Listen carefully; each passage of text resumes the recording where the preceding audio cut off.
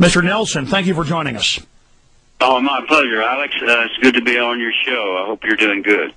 Man, it's the best of times, the worst of times. Life's great. It's beautiful in Austin, Texas. We got great people like Willie Nelson out there to listen to. But meanwhile, there is the establishment trying to ruin the wonderful time we're having. How are you doing, Willie? Oh, I'm doing fine. We're in Council Bluff, as you said. This is our third attempt to play Council Bluff in the last 2 years. We tried it a few weeks ago, and a tornado hit the stage and hit the bus, and so we decided we would go away for a few days and wait till the weather calmed down. So we're back again. So, like you say, maybe third time's charm this time. Absolutely. Willie, I called you this morning. I wanted to get you on to get your take on impeachment. And you said, let's do it right now. So here we are. It really seems like we're even begging the question, why do we have to get up here and point out all the crimes? They're so evident. But I just look at the courage of Dennis Kucinich, definitely putting his life in at stake out there. Very dangerous administration. And I wanted to get you on to get your take on Dennis Kucinich and impeachment and find out if you're supporting it, and if so, why.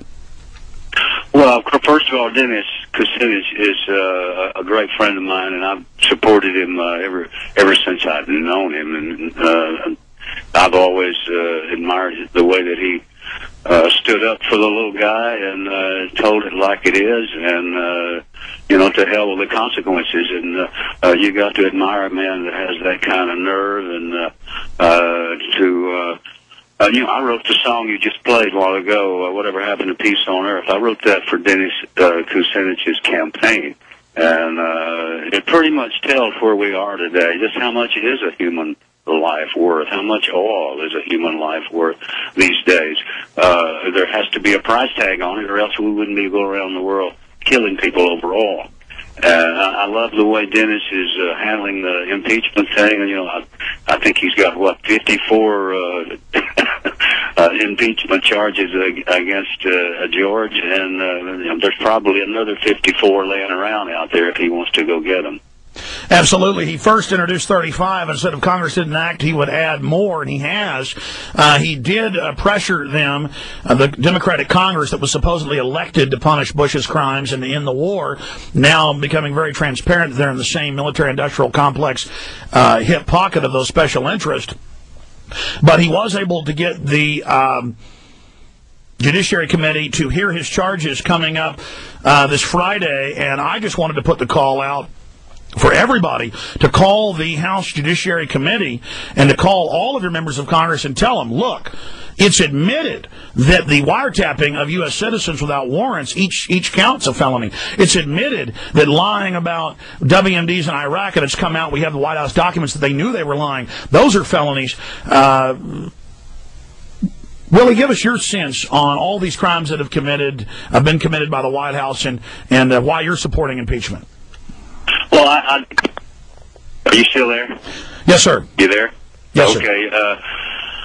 What main thing that bothers me, I think, is the fact that anyone in this country can get by with murder if they happen to be the president of the United States, have all the government behind them, and I don't think that's right. I think if I get caught on the street smoking a joint, I'm going to jail. So they don't ask no questions. They just pick me up and throw me in there. How can a guy get away with all the things that he's gotten away with without even a slap on the wrist? I mean, Bill Clinton, we impeached that guy just for a little bit of indiscretion. So this is a lot more serious than that.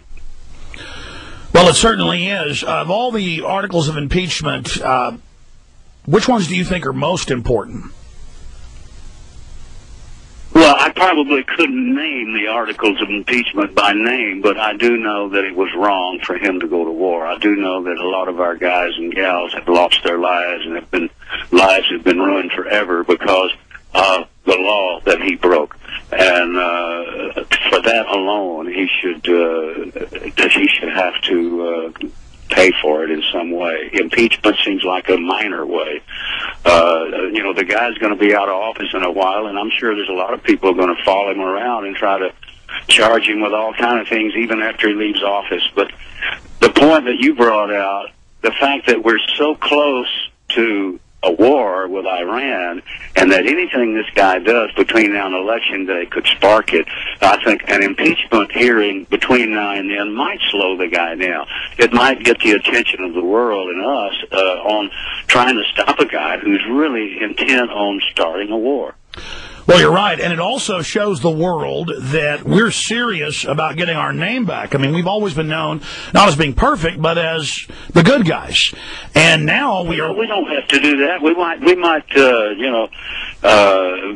fact, I think we should set ourselves up as the world's peacemakers, not the world's warmongers. There is a place in the world for a peacemaker. We all know that. Absolutely. So I think it's important for the world to see that the American people are at least attempting to see that justice is done. Absolutely.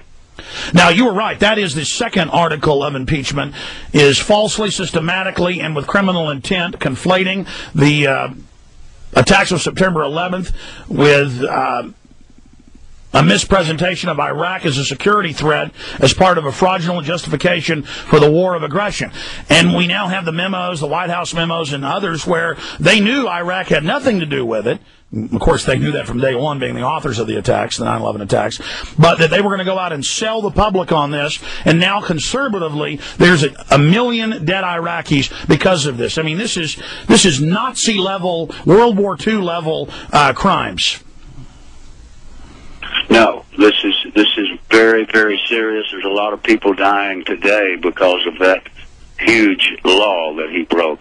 And I don't think he should get by with it. I don't think any of those guys in there. And he's not the only one. You know, he's just the puppet on the string. There's a lot of people telling him what to do, and they're using small words and big letters so he can get it said. But there's people behind him telling him what to do. Would you like to see the New World Order puppeteers controlling the marionette to be brought to justice as well, Willie? I think they have to. You just can't bring in the puppet. You got to bring in the guys pulling the strings, and that's going to be harder to do because it looks like the closer we get to impeachment, all the guys out there pulling the strings are ready to throw George under the bus and let him ride all the heat. But I don't think that's enough. I think we have to go further than that and dig deeper and go back and find out who all is involved here and make them all come to step up to the bar and tell us why they did what they did. You know, that's a great point. I'm going to skip this break for the folks watching on prisonplanet.tv and for the radio folks out there, and then we're going to go to break at the bottom of the hour and come back and take some phone calls. I really cannot overstate how much courage that Congressman Dennis Kucinich has, and we all need to be praying for him and supporting him and demanding not just that Congress support impeachment, but that the media pay attention to what's happening. Willie, I mean, that's another big area here. Our press wasn't perfect back in the 70s, back in 73, 74, but at least they did cover the investigation and the movement towards impeachment with Richard Nixon. I think that's the missing link here, is that the media, you're seeing almost no coverage of what Congressman Kucinich and all of his co-sponsors are doing. Well, yeah, that's another problem that we have is getting the message across, because the media people seem to be happy just telling the other side. They know that they'll get in trouble themselves. They'll lose their jobs if they start talking like you and I are doing. But if they signed up to be a news person, I think they should, go on up and do what they're supposed to do. Some of them are doing it. It's not all the media is laying down, rolling over, and there's a lot of good people in radio that are speaking out, and a lot of people on the internet. I think we have more ways to fight back today than we did 50 years ago. So I think with you doing what you're doing and all the other guys chipping in, every little bit helps. And if we keep pointing out what's going on, and if we keep putting cameras on them, if we keep telling people what they're doing, maybe we can stop them from doing something really bad between now and Election Day. Well, that's my point, and the point that you and many others have made, is that there is this incredible danger. If they've got the will to orchestrate a 9/11 style attack, if they have the will to carry out all these chemical and biological and radiological tests on the people, or the will to ship in these dangerous narcotics for our school children, and then run the phony war against it, they're capable of doing anything. And you're right, we can't just remove the puppets. We have to, once and for all, smoke the dark spiders, the corporate chieftains, out of their holes that have been engineering all this.